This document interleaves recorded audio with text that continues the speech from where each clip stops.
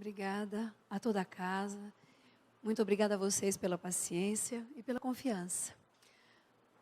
Bom, a gente vai conversar um pouquinho hoje sobre um assunto que eu acredito que talvez seja até redundante. Nós sempre estamos ouvindo falar em programas de televisão, na mídia como um todo, a respeito da questão das diferenças.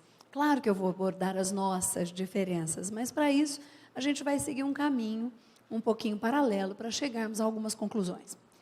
Então, esse tema, ele sempre me fascinou bastante, porque existem algumas situações, inclusive que a gente atende no próprio atendimento fraterno da casa, ou na própria área de saúde, ou no convívio social, nos nossos relacionamentos de uma forma geral, que nós convivemos, que a gente convive, portanto, e que muitas vezes nós não sabemos como lidar, ou que nos parecem um pouco constrangedoras, seja partindo de algumas situações em que nós mesmos nos vemos envolvidos, ou então terceiros que nos pedem opiniões.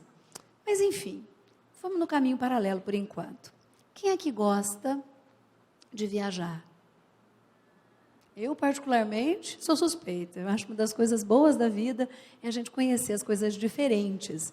É a gente sair por aí e ver uma série de coisas diferentes, que nada mais é do que a própria diversidade natural ou a diversidade da natureza. Então, é muito enfadonho quando a gente sai para uma estrada que é sempre a mesma coisa. Eu ficava muito chateada, apesar de saber da importância e compreender sobre alguns aspectos a questão da cana-de-açúcar, por exemplo. Eu ficava chateada quando eu tinha que ir a algum lugar e eu pegava uma estrada que era só canavial e assim por diante. Então, ficava uma coisa um pouco monótona. O que é gostoso? A gente viajar para lugares diferentes, ou mesmo vivermos num ambiente que tenha diversidade. Nosso próprio jardim, por exemplo. A gente gosta de ter jardim, por exemplo, de rosas. Mas só rosa na frente, só rosa do lado, só rosa no fundo, só rosa no vaso, é um pouquinho diferente, não é? Ou quase nada diferente, porque pode mudar a cor da rosa, mas é sempre rosa. Então eu pergunto, não é bacana a gente ter um jardim com bastante diversidade? E quando a gente olha para a natureza como um todo, a gente vê a cadeia alimentar, compreende a questão da justiça vinculada a isso, mesmo que muitas vezes algumas espécies sejam sacrificadas para alimento de outras. Mas a gente compreende a diversidade como o quê? Como uma obra de Deus. E a gente observa, por exemplo, numa viagem, saindo daqui, se está alguma coisa aqui mais pertinho. Rio de Janeiro, por exemplo. Né? Não tão pertinho, mas mais pertinho. Olha que coisa mais gostosa, você tem mar, você tem montanha, você tem floresta, né? Você tem uma diversidade de praias, com pedras, sem pedras, enfim, tem a área urbana. Então são coisas muito diferentes e bonitas que coexistem, e nós olhamos para aquilo tudo, ou mesmo quando vamos para uma caminhada no meio da mata, olhamos para aquilo tudo, a diversidade de flores, de plantas, enfim, e atribuímos aquilo ao quê? A perfeição do quê? Mais alto, gente. Exatamente. Então, nós atribuímos tudo isso à perfeição divina, a uma diversidade que é encantadora da natureza. Então, é claro, a gente atribui isso a uma obra perfeita da criação. Tudo absolutamente no seu lugar, tudo desencadeado como tem que ser, e as coisas harmonicamente colocadas juntas e de maneira tão diferente, ou pelo menos sendo tão diferentes, coexistindo e fazendo um todo muito prazeroso. Bom, e por que diversidade, do ponto de vista de gente, às vezes, para alguns, incomoda? Eu poderia dizer muito frequentemente, para a maioria, incomoda. O que significa diversidade humana? A gente pode extrapolar isso para uma série de coisas. Para uma série de coisas. Nós vamos discutir algumas delas. Mas existe uma preocupação muito grande da sociedade como um todo, e de organizações específicas para isso, para que isso não seja constrangedor, que as diferenças existam e que haja uma harmonia nessa convivência, uma vez que ela é absolutamente necessária e não tem como ser mudada, né? Mas, independente de qualquer coisa, nós somos pessoas com necessidade de sermos aceitos em grupos. É interessante como a gente tem uma tendência de agradar o grupo. Então, as redes sociais são muito interessantes desse ponto de vista, porque você observa comportamentos, existe uma coisa chamada senso comum. Então, é o vai na onda, né? Eu não sei se eu já contei um exemplo aqui para vocês, de 2 países, eu gostaria que vocês até me ajudassem a completar o raciocínio, para que vocês tenham uma ideia do que significa senso comum. Então, por exemplo, existe um país A, isso é verídico, esse país A, que vocês vão descobrir quais são os 2 países, esse país A, neste país, a doação de órgãos, ela é aceita, portanto, declarados doadores, mais de 90% da população. E no país B, apenas 3% da população total se intitula ou oficialmente é doadora de órgãos. Muito bem. O que poderia explicar essa diferença? O país A com 90 e tantos por cento de doadores de órgãos e o país B com apenas 3%. Alguém poderia dar uma ideia, inferir alguma coisa, uma justificativa para essa diferença entre os 2 países? Por favor, colaborem comigo. Mal de professor. Alguém poderia me ajudar? Por que no país A tem tanto doador de órgãos e no país B tem tão pouco doador de órgão?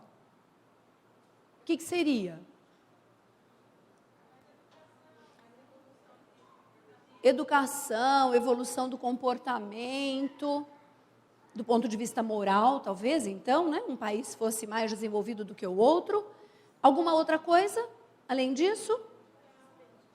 Desprendimento, religião, falta de informação, isso para o país B seria? Ok. Mais ou menos dentro disso? E se eu disser para vocês que o país A é a Áustria e o país B é a Alemanha? É quase como 2 irmãozinhos gêmeos monozigóticos. Não, na verdade, um pouco diferentes, são dizigóticos. Mas são países muito parecidos do ponto de vista socioeconômico e cultural. Então, eu pergunto para vocês, e agora? E essas explicações, para onde elas vão? Essas explicações caracterizam o senso comum. É o que a gente pensa e, normalmente, a gente é levado a pensar.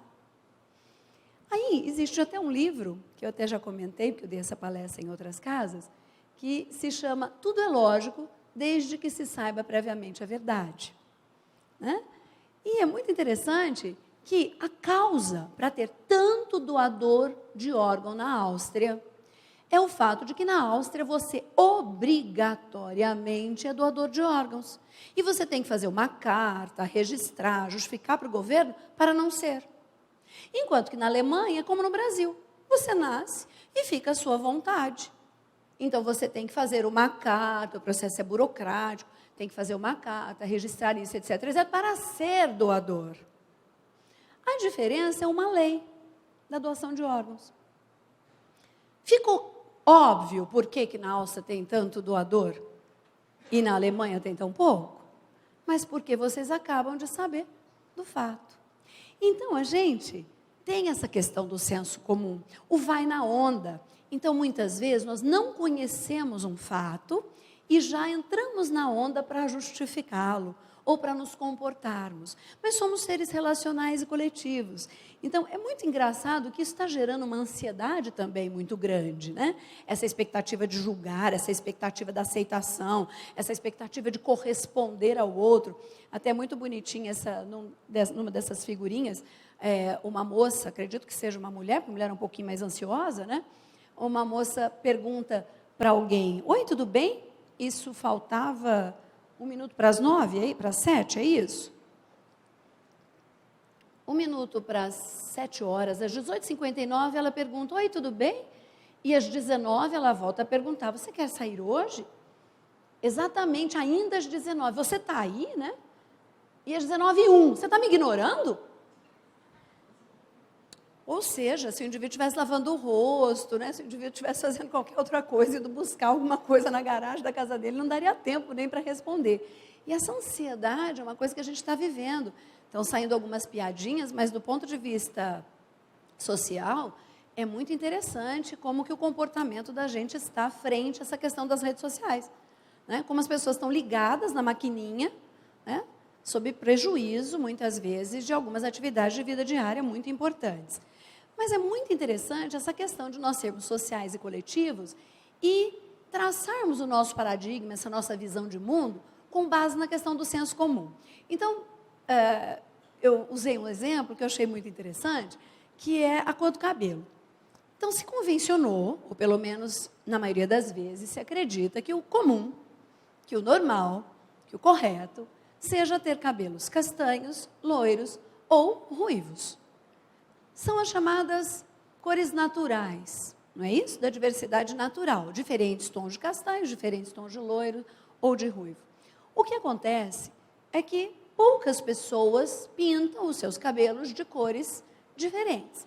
Quem foi que disse que pintar o cabelo de outra cor é ruim ou absolutamente errado? Ninguém. Mas existe uma tendência natural de haver uma certa repulsa por essa cor de cabelo, ou essas cores mais vibrantes de cabelo, diferentes, que a gente observa em muitas pessoas.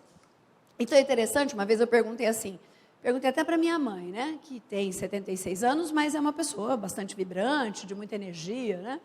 Eu acredito que mais que eu ainda. E eu perguntei para ela, e se fulano, meu irmão, aparecesse aqui com uma mulher de cabelos verdes? Ai, Deus me livre. Como assim, Deus me livre? Mas e se ela fosse isso, fosse aquilo? Bom, aí tudo bem. Mas espera um pouquinho, né?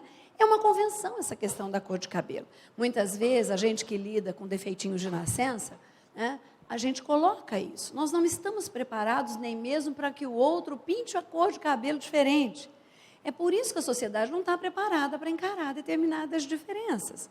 Nós não somos educados para isso. Nós não somos educados para uma série de coisas que nós deveríamos, pelo menos, aproveitar a chance dos ensinamentos espíritas para nos reeducarmos ou educarmos inicialmente sobre assuntos que nós não conhecíamos ou mesmo não aventávamos coisas fora do senso comum. E voltando à cor de cabelo, é muito interessante que apareceu essa mocinha numa determinada novela. Eu não assisto novela, claro que eu fiquei bravíssima que mataram o comendador, mas eu não assisto novela. Alguns capítulos realmente eu assisti, né? Quando dá tempo é gostosinho. E aí, e até porque a gente tem que estar antenado com os bons e os maus exemplos, a gente tem filhos e netos assistindo essas coisas, né? E a gente não pode se alienar muito. E aí, foi muito interessante porque as tintas vermelhas para a coloração de cabelo sumiram das prateleiras. E passou a ser, pelo menos, muito mais tranquilo observar alguém de cabelo vermelho. Ué, o que mudou? A única coisa que mudou foi a massificação da informação. A partir do momento que o subliminar da mídia coloca que uma pessoa de cabelo vermelho é coitadinha, é carente, não fez por querer, é sofrida, está batalhando por um relacionamento, pererê, pererê, pererê, esse cabelo passou a ser bonitinho e aceitável. E assim é para uma série de coisas. O meu avô, se visse hoje o comprimento das saias de algumas alunas minhas lá da medicina, por exemplo, eu acho que ele falar, mas não vou consultar com essa médica nunca. Né? Ele já ia, de repente, estranhar e até nominar alguns comportamentos aí e que não procedem, porque hoje os comprimentos das saias subiram. E vai falar para descer. Né? Claro que algumas a gente confisca. Já fiz isso. Tem mamãe que confisca saias. Dependendo da saia, a gente confisca. Não é assim? Mas essas coisas elas vão mudando. Assim é a própria ética. Pasmem, mas a ética ela é temporal. Ela muda, porque a moralidade muda. Não é a moralidade da saia curta. Mas alguns costumes que não eram aceitos, como, por exemplo, a separação conjugal, hoje a sociedade aceita e julga que seja um procedimento ético. E por aí nós podemos vagar ou mesmo conversarmos sobre esses assuntos um longo período de tempo. Mas o que é interessante? De onde vem essa nossa mania, essa nossa dificuldade, portanto, de assimilarmos coisas boas, mesmo que tenhamos bons exemplos? Então, nós sabemos muitas vezes que ir na onda não é o mais correto. Nós sabemos muitas vezes que estamos julgando, sim, e que estamos correndo risco. Existe um sininho que os espíritos nos explicam muito bem como é que ele toca, né? Sempre tem essa intuição de que nós talvez não estejamos sendo corretos, ou estejamos legislando em causa própria quando acusamos alguém, ou inferimos uma qualidade ou um defeito irreal. Então, de onde vem essa nossa dificuldade? Dizem os Espíritos, e no capítulo 9 do Evangelho segundo o Espiritismo, isso está bastante claro, que o egoísmo é um problema sério. Filho desse sujeito, chamado orgulho, que nós temos que nos despojar dessas situações, desses defeitos, e que não é uma tarefa fácil, para que a gente comece a entender o outro como nós mesmos, e a gente só é capaz de amar aquilo que a gente entende. E a partir do momento que eu tenho um entendimento maior sobre um assunto, eu consigo pensar, refletir, decidir sobre ele de uma maneira justa, portanto, com caridade. E se eu me coloco acima disso, portanto, uma atitude de se colocar, ou colocar seus interesses, opiniões, desejos e necessidades em detrimento do outro, eu não tenho como ser justo, eu não tenho como compreender. E por extrapolação, eu não tenho como ser caridoso, benevolente, paciente, etc. E tudo que deriva, ou tudo de bom que pode acontecer quando a gente se livra desses defeitos maiores, né? No Livro dos Espíritos, na 913, os Espíritos perguntam, dentre os vícios, Kardec pergunta, dentre os vícios, qual o que se pode considerar radical? E os Espíritos respondem que é o egoísmo, que dele deriva todo o mal. E salientam, enquanto não houver destruído a causa, ou seja, se nós não atacarmos o mal pela raiz, nós não conseguiremos realmente nos despojar das outras coisas e não conseguiremos nos tratar como irmãos, que esse é o nosso pior, entre aspas, defeito. Na 917, e como a gente pode destruir o egoísmo? É uma tarefa muito difícil, porque deriva da influência da matéria. Tudo que a gente faz, tudo que a gente pensa, infelizmente, concorre para o egoísmo, concorre para legislar em causa própria. E os próprios espíritos, isso naquela época, ainda responderam que as nossas leis, a nossa organização social, a nossa própria educação faz isso. É muito interessante, por exemplo, eu estou numa fase agora que eu estou de netinho, deixa eu limpar a baba, né? Inclusive isso aqui não foi preenchimento, a boca está inchada por uma cabeçada do netinho, que queria descer do colo e eu não deixei, ele sem querer, infelizmente me nocauteou aqui, então eu estou inchada na boca, né? Ontem me perguntaram se eu tinha preenchido lá no superior, falei não, só no centro não, né? Aí brincando, mas a gente sabe que o processo educacional dessa meninada, né, a gente já está pensando nele, está com 1 ano e meio, e a gente está pensando assim, o que será que a gente vai fazer, onde vai colocar, quem que pode ajudar, né? Uma vez que a minha filha tem que trabalhar e eu trabalho 12 horas, é complicado. E aí, a gente ficou, né, pensando sobre isso, e eu estava até conversando com ela sobre um pensamento dessa própria palestra. Quando a gente coloca um filho na escola, e normalmente se a gente tem algum poder aquisitivo melhor para fornecer uma escola boa para esse filho, no que a gente pensa? Vamos pensar, alternativa A. A gente pensa numa escola que tenha um cunho vinculado a ensinamentos cristãos, de solidariedade, uma escola que seja patrocinadora de eventos importantes para a coletividade, não religião propriamente, mas que tenha essa preocupação social, que tenha uma boa formação, onde os problemas são discutidos, onde o programa é um pouco mais ameno, porém o estudante é muito participativo e entra numa série de outras atividades extracurriculares. Ou a gente escolhe, isso eu estou falando em todo e qualquer nível, pode ser aí fundamental, médio, enfim. Ou a gente escolhe uma escola em que é forte e a probabilidade de passar no vestibular é maior. Tcharam! Claro que a gente quer a alternativa C, que tenha tudo isso e que seja forte para passar no vestibular. Que a concorrência está realmente muito acirrada. Acontece que nós estamos sempre vinculados a projeções. Muitas vezes, se o filho diz, eu estou muito afim de ser mecânico. O quê? Mecânico, com todo respeito aos mecânicos, que eu tenho vários na família. Não, filho, vai fazer engenharia mecânica, então. Mãe, mas eu gosto de trabalhar, eu gostaria de abrir minha própria oficina. Ah, eu sei, meu filho, algumas até dão certo, mas isso é muito raro. E mecânico, né? Muito bem. Aí, eu quero ser médico. Ai, que lindo da mamãe. Nós vamos acender 555 velas, fazer 555 promessas. Vamos apelar para todos os espíritos. Vamos fazer tudo que a gente puder, seja qual for a apelação, para que dê certo e você seja médico. Porque eu quero te ver feliz, meu filho. Vai lá no hospital. Eu não posso dizer dos outros, que eu não estou há 30 anos trabalhando nos outros, mas eu estou 30 anos no HB. Eu te desafio a achar alguns felizes lá. Então, a gente tem essa questão do senso comum. Né? Você entra numa loja, eu até brinquei com você, fiz aquela cara feia, porque aqui eu não sou doutora Agnes, eu sou a Agnes. Acabou. Doutor é um título acadêmico.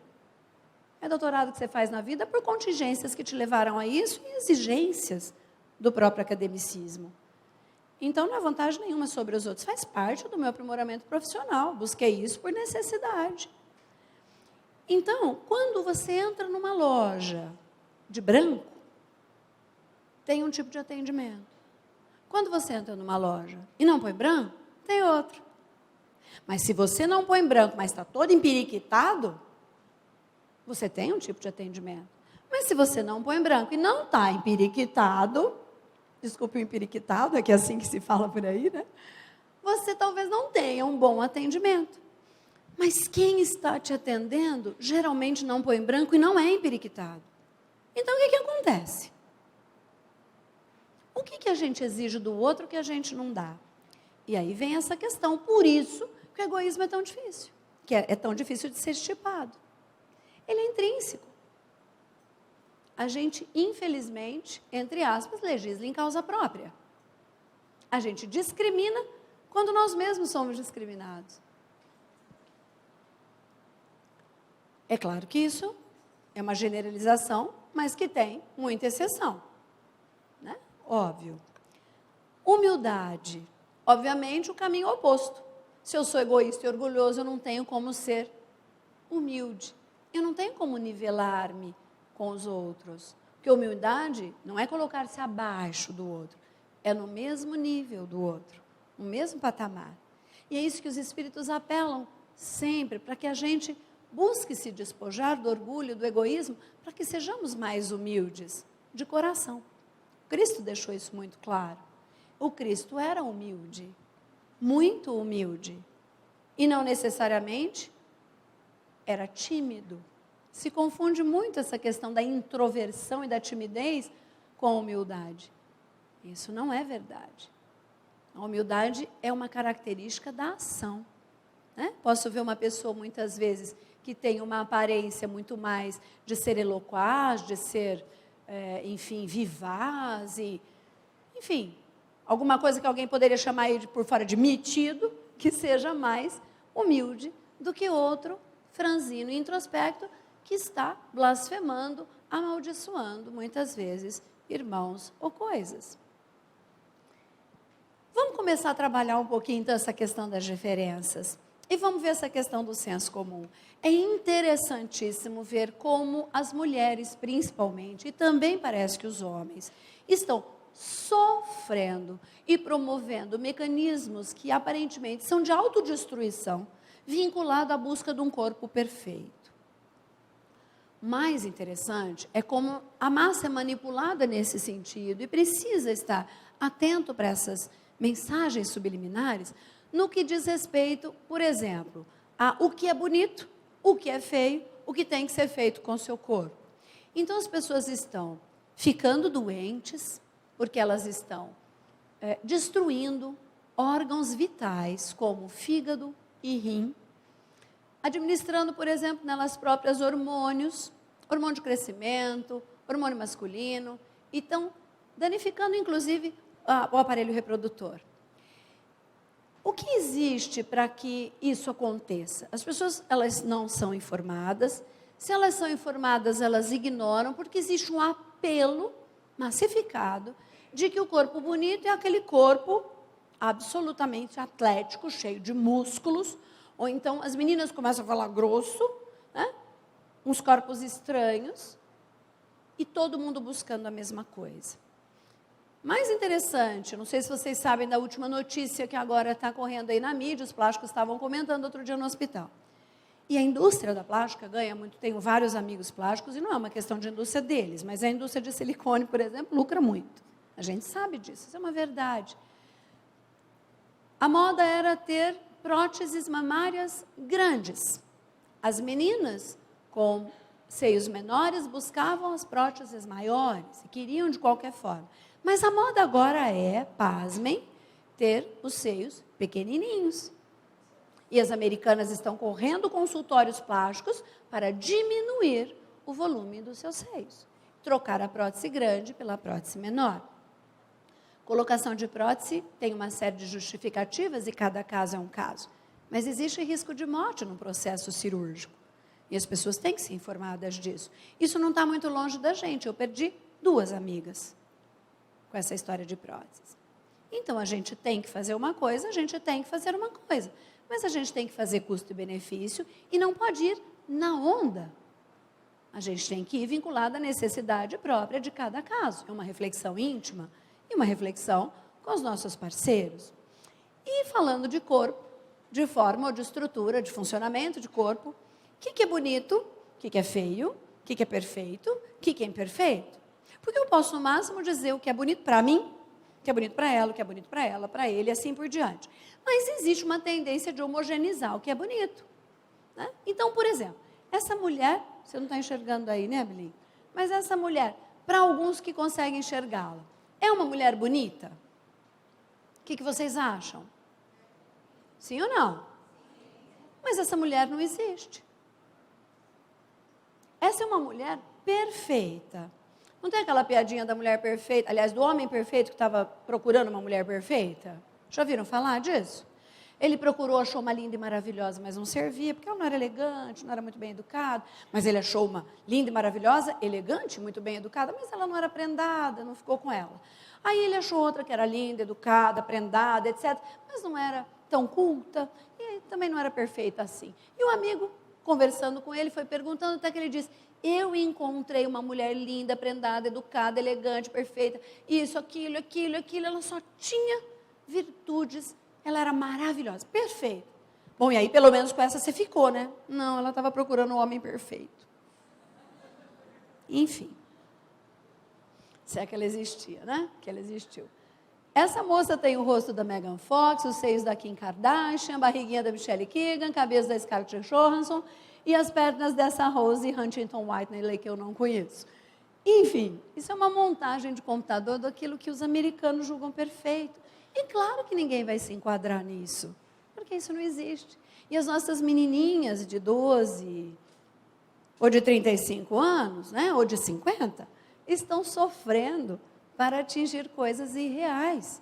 E que os meninos também estão embarcando no senso comum negativo, vinculando não só os seus corpos a essa necessidade que a massa está impondo, como também das mulheres que eles querem se relacionar, namorar, enfim, se casarem, né? Muito bem. E no Livro dos Espíritos, na 335, os Espíritos respondem a Kardec quando ele pergunta se nós podemos escolher os nossos corpos, até porque esses corpos têm uma necessidade, porque a gente sabe que a gente pode escolher um gênero de vida, uma forma, né, um tipo de vida que corresponda às nossas necessidades. Mas Kardec pergunta sobre o corpo, e os Espíritos dizem que sim, Porque as imperfeições que estão presentes, também pode escolher o pôr, portanto, as imperfeições que este apresente, ainda serão para o espírito provas que lhe auxiliarão o progresso. Então, muitas vezes, o meu corpo traz necessidades para que eu me despoje de alguns defeitos e adquira algumas qualidades. Então, se eu tenho, muitas vezes, um corpo com algum tipo de dodói, eu preciso disso. E eu tenho que lembrar, quando eu venho à casa espírita e aprendo que existe a justiça divina, eu tenho que lembrar que a justiça divina não serve só para a casa do vizinho, o qual eu consolo quando ele tem algum problema. Mas essa justiça existe para a minha também, quando esse problema bate na minha porta. Isso é que nós não educamos os nossos filhos quando eles dizem que terão filhos. A gente nunca senta com os filhos, ou pelo menos muito infrequentemente, a gente senta com eles e diz: você gosta de crianças e quer ter filhos? Que bacana, eu estou doida para ter um netinho, uma netinha. Mas filho, pense que filhos, muitas vezes, não nascem dentro do padrão esperado. As crianças podem ter defeitos de nascença. Vocês estão prontos para terem essa, vamos chamar de prova? Ou então, esse tipo de situação para enfrentarem? Porque enquanto vocês estão prontos, vocês também têm que estar prontos para algumas reações sociais. Que a sociedade, infelizmente, ainda não está pronta para esse tipo de coisa. A gente vive isso, a gente vê os relatos das famílias. Então, dificilmente a gente cria os filhos. Casamento, meu anjo, é uma situação difícil, mas pode ser absolutamente fácil, ou mais fácil e prazerosa, desde que você encare com prioridade.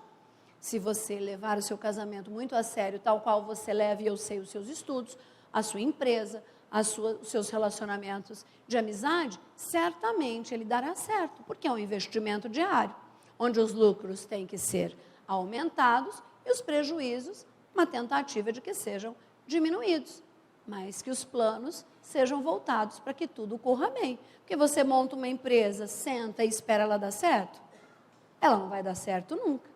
É uma situação de empreendedorismo como qualquer outra, de um investimento num outro nível. Mas, enfim. E aí, quando acontece dos corpos não estarem dentro do padrão, o que a gente chama de serem afetados por defeitos congênitos ou defeitos de nascença, a gente fica desesperado. Deus me livre. Não é essa a nossa postura. Os indivíduos que nascem com defeitos congênitos, eles estão ali temporariamente num corpo com defeito. E por uma necessidade, às vezes menor do que a nossa, mas numa situação um pouco mais aguda, para ultrapassar mais rápido por uma necessidade ou por uma prova, uma expiação, no caso, que vai lhe trazer, se bem transcorrida a coisa, muitos benefícios. E é muito importante que a gente entenda que essas perguntas, em 1857, elas teriam outra tradução hoje. Então, ninguém fala cretino ou idiota hoje em dia. São traduções mais antigas que utilizam esses termos. Por quê? Porque a massa mediocrizou esses termos, generalizou de forma negativa e as pessoas começaram a se chamar de cretinas, idiotas, depois de retardadas e etc.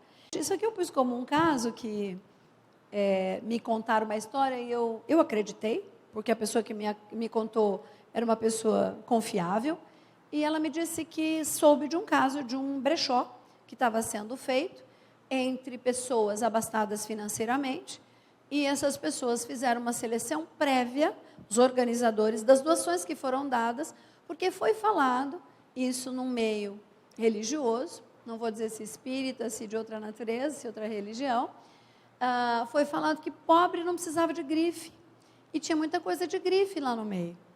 Então, as pessoas tiraram para uso próprio algumas peças caras e muito bem conservadas, de grifes famosas, que foram doadas por pessoas tão abastadas financeiramente quanto elas. É quase que inacreditável, mas eu acreditei, porque essa pessoa me contou, porque ela estava envolvida, acabou se afastando, mas isso aconteceu. Então, uma coisa bastante, que a gente se surpreende, mas nós nunca fizemos um brechó com Chanel, nem com Dolce & Gabbana, etc. Algumas meninas ficariam tentadas a pegar alguma pecinha, Não, de jeito nenhum, né? Ó que eu tiro a cinta, né? Como faço lá em casa, 1, 2, enfim. Diferença política. Não vou falar nada. Gente, pelo amor de Deus, ideologia, ideologismo, enfim, sociólogos, enfim, todos os que são muito mais expert no assunto do que eu. Considerem, cada situação não significa a pessoa em si. Então, quando eu tenho um pensamento diferente sobre o ponto de vista político, e político não é só uma questão de políticos, né, mas de política, de uma forma geral, dessa administração, dessa coletividade, dessa representação, enfim, e do bom uso disso, quando a gente comenta sobre isso, o fato de uma pessoa, e eu tenho amigos que divergem drasticamente da minha forma de pensar sobre política e políticos, mas eu não rompi amizade com eles. Eu não os crucifico por pensarem diferentes. Pelo menos nesse assunto eu consegui fazer isso.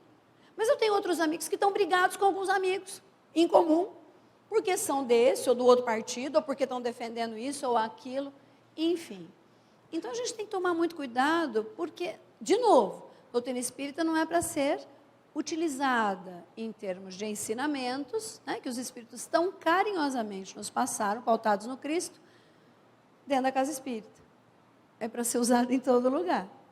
A gente tem que aprender isso, né? Porque senão a gente vai sofrer as consequências. De novo, a questão do perigo do vai na onda, de não refletir e se informar devidamente, e a necessidade de respeito às opiniões. Uma outra diferença que as pessoas às vezes não gostam muito de citar, as diferenças religiosas. É super importante nós sabermos que a religião não tem a melhor ou a pior. Tem a que eu me identifico e, portanto, acho melhor para mim, porque a religião atende a uma necessidade atual daquela alma. Há almas que não compreendem alguns dogmas, algumas situações colocadas, né, ensinamentos colocados por outras religiões. Então, a gente tem que entender essas diferenças, mas particularmente respeitar, para que sejamos respeitados. Então, não existe religião pior. É óbvio que todas têm que ser pautadas na ética, né? É óbvio que ética significa o ensinamento que para nós é muito claro, fazer aos outros o que eu quero que os outros nos façam. Então, a partir do momento em que eu estou respeitando, e que você está me respeitando, e que não há nenhuma destruição para nenhum dos lados, nem de conceitos, nem de pessoas, nem de coisas que as pessoas se utilizam para exercer democraticamente a sua atividade religiosa, está tudo certo, tá? Essa mania da gente, às vezes, tentar convencer o outro, né, de ser da nossa religião. Esse é um assunto particularmente mais difícil. Parece que as pessoas evitam de falar dos gêneros, né? E não tem nada de difícil. Ou vocês acham que diferenças são só nos outros fatores, dos outros elementos que nós colocamos? Isso é uma coisa que está batendo a porta de todos, convidando a reflexão de todos. Claro que eu deveria fazer uma palestra só sobre isso, porque é um assunto bastante longo para a gente discutir. Mas quando a gente fala de diferença de gênero, é muito interessante ver as pessoas discutindo, julgando, muitas vezes crucificando determinados comportamentos ou pessoas com base em uma total desinformação.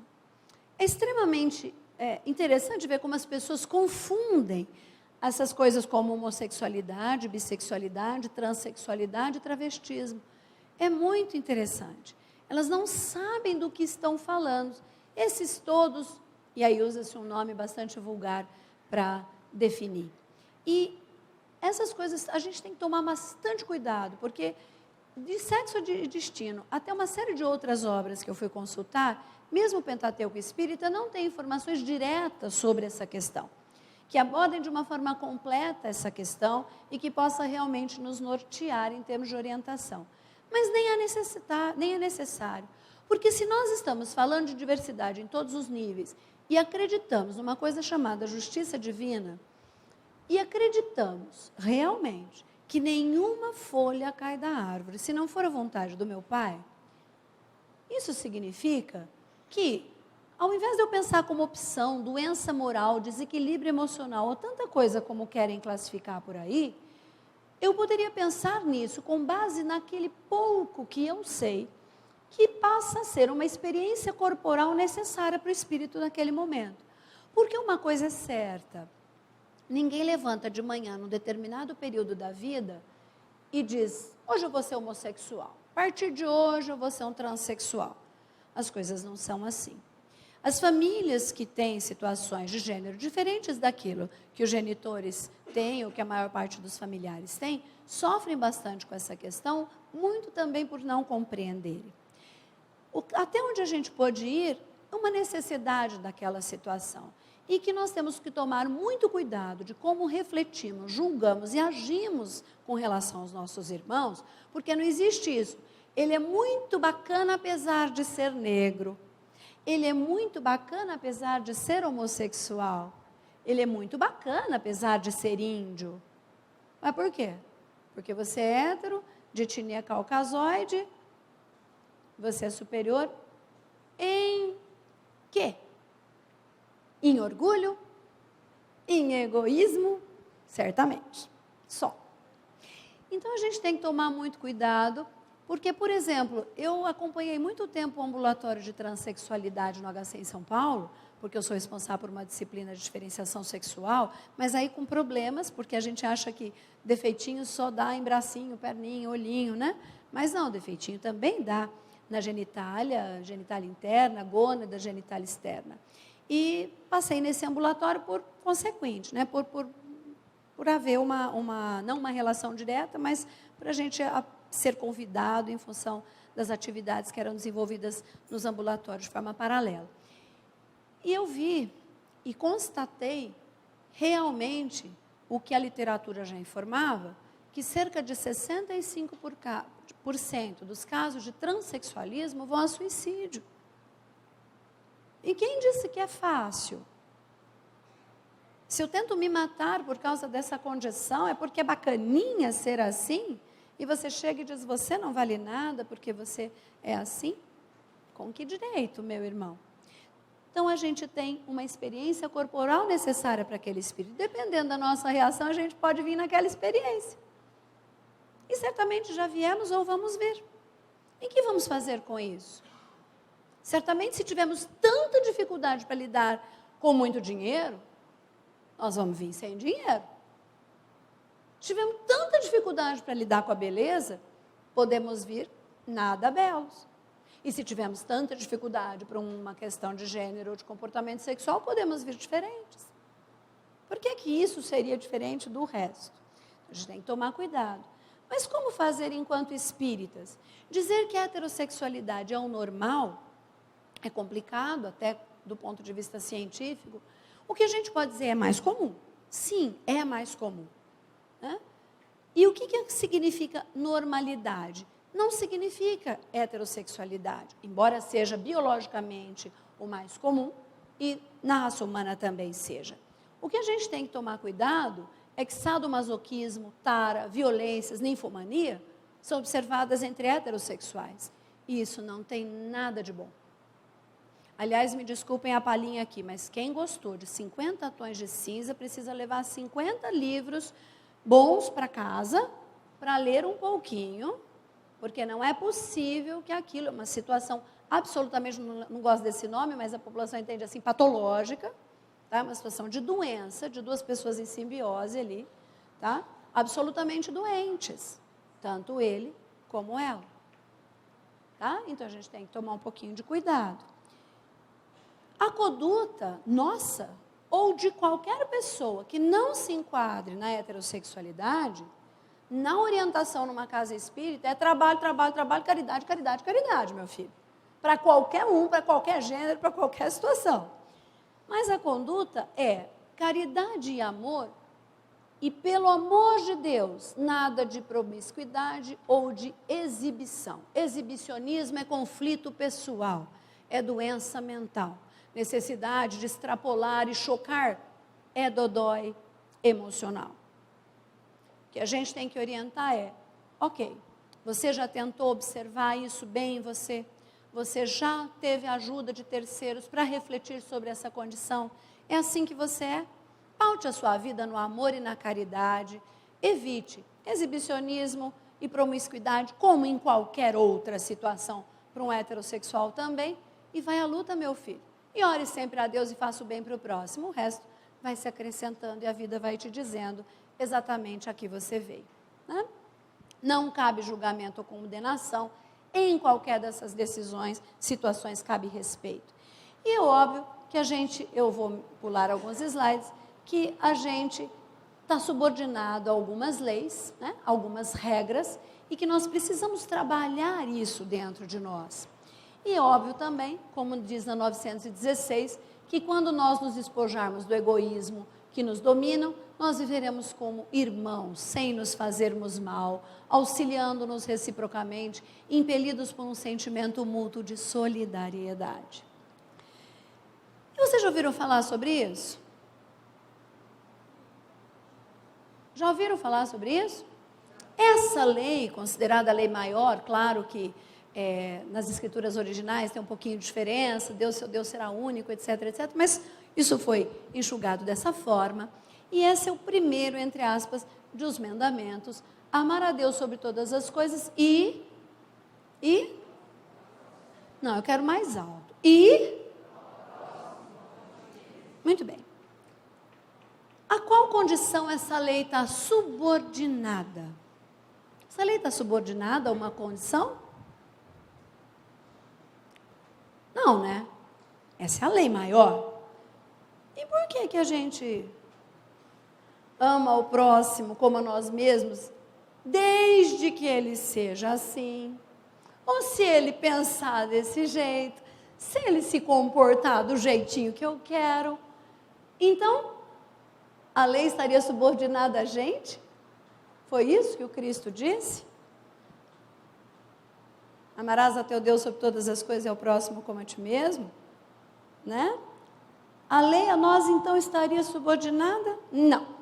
Sinto muito informar, mas nós é que estamos subordinados a essa lei, que ao não ser cumprida, vai cobrar que nós vivenciamos as condições que nós outrora condenamos. Então, como disse André Luiz, né?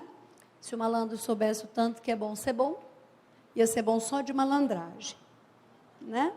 Eu gosto desse versinho. Enfim. Então, gente, concluindo, diversidade humana, como de qualquer outro elemento da criação, existe para aprendermos que a diferença é necessária para adquirirmos o respeito e o amor. Mesmo porque, em estágios elevados de evolução, espíritos não têm forma, cor, sexo, divergências políticas, sociais, culturais ou religiosas. E a gente pode ser diferente o quanto quiser, mas absolutamente todos nós somos especiais e merecemos viver em paz. Muito obrigada pela atenção de vocês.